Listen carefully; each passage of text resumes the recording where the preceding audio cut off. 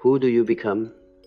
You become the one who knows darkness not as abstraction, but as intimacy. You become the one who no longer fears the abyss because you have dwelt in it. You become the one whose compassion is no longer naive, whose light is no longer unguarded, but whose soul carries the gravitas of one who has walked among devils and returned with eyes that see beyond masks. I want to illustrate this with a dream. Imagine a woman who dreams that she is in a great banquet hall. The tables are full of food, golden chalices overflowing with wine. But when she sits down to eat, the food turns to ashes in her mouth, and the wine becomes blood. She looks around and realizes that every guest at the table wears a mask, smiling, laughing, but behind the masks there are hollow sockets and gnashing teeth. Suddenly, she realizes she herself is wearing a mask.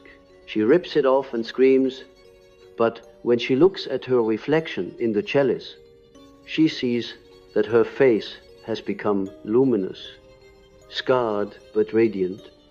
She wakes trembling, knowing that she has glimpsed some terrible and beautiful truth.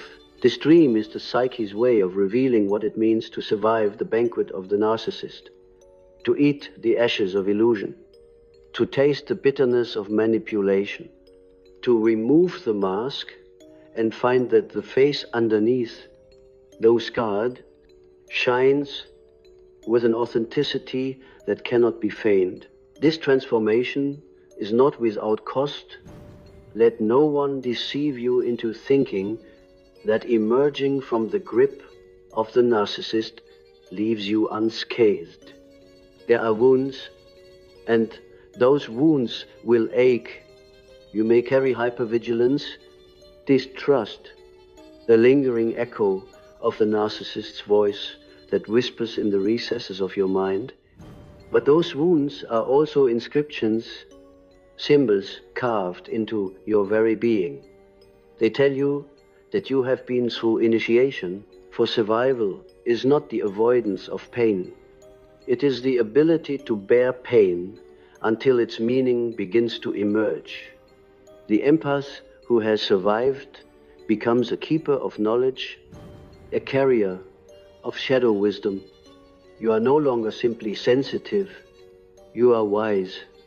You know the scent of deception, you know the taste of false love. You can sense manipulation in the air, like smoke, long before the fire is visible. And this is no small gift. Though it was purchased at the price, you may ask, why must it be this way?